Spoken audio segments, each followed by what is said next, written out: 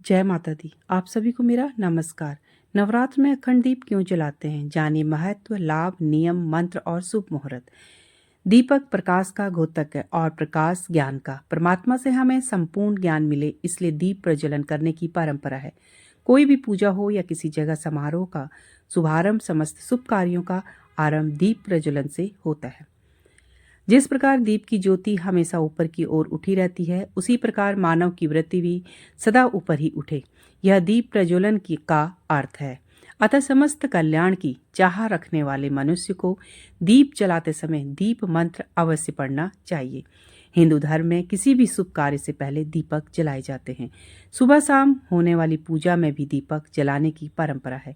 वास्तुशास्त्र में दीपक जलाने व उसे रखने के संबंध में कई नियम बताए गए हैं। दीपक की लौ की दिशा किस ओर होनी चाहिए, इस संबंध में वास्तुशास्त्र में पर्याप्त जानकारी मिलती है। वास्तुशास्त्र में यह भी बताया गया है कि दीपक की लौ किस दिशा में होने पर उसका क्या फल मिलता है। नवरात्र में अखंड दीपक क्यों जलाते हैं? नवरात्र का हिंदू धर्म में विशेष महत्व है। साल में हम 2 बार देवी की आराधना करते हैं। नवरात्र के दौरान माता रानी को प्रसन्न करने के लिए श्रद्धालु कलश स्थापना, अखंड ज्योति, माता की चौकी आदि तरह के पूजन अर्चन करते हैं।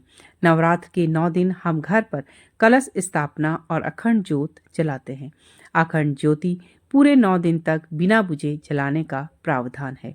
अखंड ज्योति जलाने के बाद आप उसे अकेला नहीं छोड़ सकते हैं, और अगर ये ज्योति बुझ जाए तो अपशगुन होता है। नवरात्रि में अखंड ज्योति। नवरात्र में 9 दिनों तक देवी माँ को प्रसन्न करने और मनवांछित फल पाने के लिए गाय के देसी घी से अखंड ज्योत प्रज्वलित की जाती है। लेकिन अगर गाय का घी नहीं है तो अन्य घी से भी आप माता के सामने अखंड ज्योत जला सकते हैं। नवरात्र के दौरान 9 दिन तक दीपक को जलाए रखना अखंड ज्योति कहलाता है। मान्यता है कि नवरात्र में दीपक जलाए रखने से घर परिवार में सुख शांति बनी रहती है और सभी कार्य सिद्ध हो जाते हैं। इसलिए नवरात्रि के पहले दिन संकल्प करते हुए अखंड दीपक को जलाना चाहिए और नियम अनुसार उसका संरक्षण करना चाहिए। अखंड ज्योति जलाने की विधि। नवरात्रि के दौरान जलाए जाने वाले दीपक यानी अखंड ज्योति को जलाने के भी कुछ नियम हैं, जिनका पालन हमें करना चाहिए ताकि हमें मनवांछित फल की प्राप्ति हो सके। आमतौर पर लोग पीतल के दीप पात्र में अखंड ज्योति प्रज्वलित करते हैं।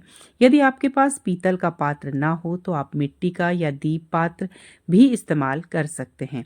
मगर मिट्टी के दीप पात्र में अखंड ज्योति जलाने से पहले दीप पात्र को 1 दिन पहले पानी में भिगो दें और उसे पानी से निकालकर साफ कपड़े से पोंछकर सुखा लें। शास्त्रों के अनुसार नवरात्र में अखंड ज्योति जलाने से पहले हम मन में संकल्प लेते हैं और माँ देवी से प्रार्थना करते हैं कि हमारी मनोकामना जल्द पूर्ण हो जाए। अखंड दीपक को कभी भी जमीन पर ना रखें। दीपक को चौकी या पटरे में रखकर ही जलाएं। दुर्गा माँ के सामने यदि आप जमीन पर दीपक रख रहे हैं तो अष्टदल बनाकर रखें। यह अष्टदल आप गुलाब या रंगे हुए चावलों का भी बना सकते हैं। अखंड ज्योति की बाती का विशेष महत्व है। यह बाती रक्षा सूत्र यानी कलावा से बनाई जाती है।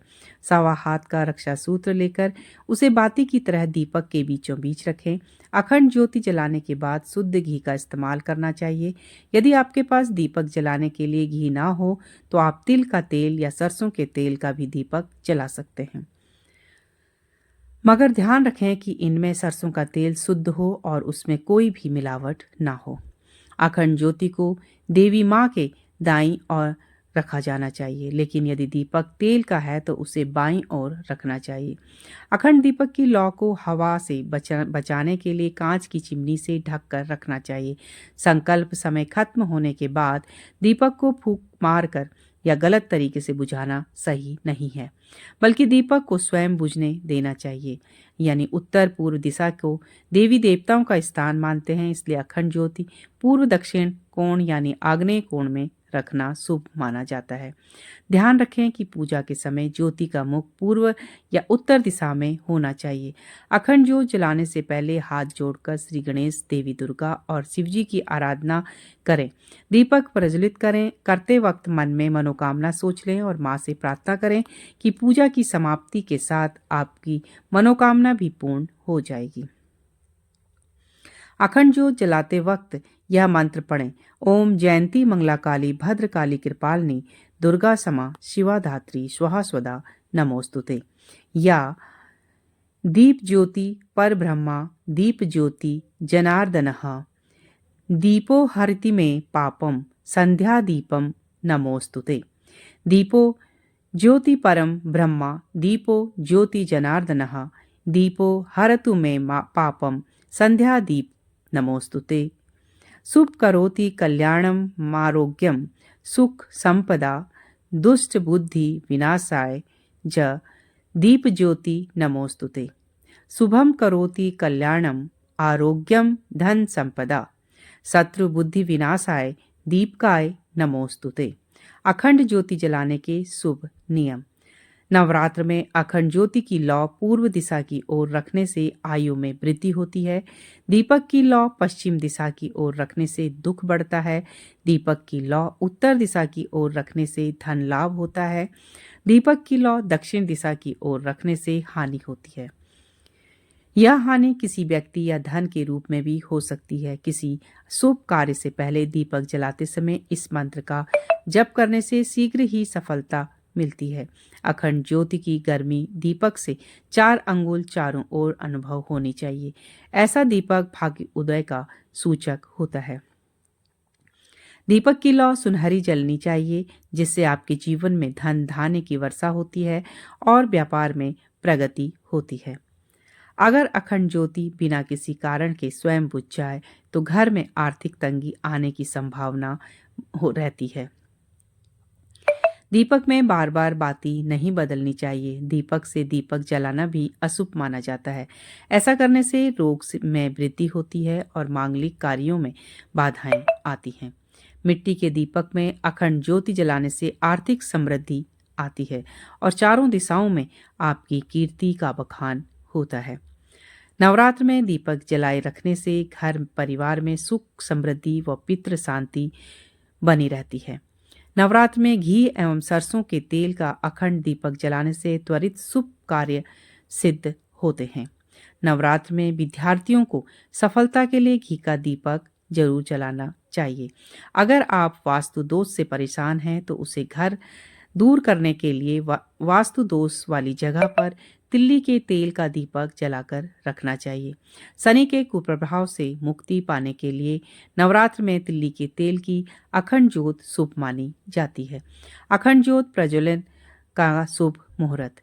नंबर 1, अभिजीत मुहूर्त अपराह्न 11:41 से 12:27 तक। और दूसरा मुहूर्त है आपका प्रातः 7:45 से 9:11 तक। प्रातः 12 बजे से 4:30 तक का। सायंकालीन मुहूर्त साय 6 बजे से 7:30 तक। रात्रिकालीन मुहूर्त रात्रि 9 बजे से 12:04 तक। अगर आपको हमारा वीडियो अच्छा लगा हो तो प्लीज़ लाइक शेयर सब्सक्राइब कीजिए। कमेंट्स में जय माता दी जरूर लिखें। पूरा वीडियो देखने के लिए आपका बहुत बहुत धन्यवाद।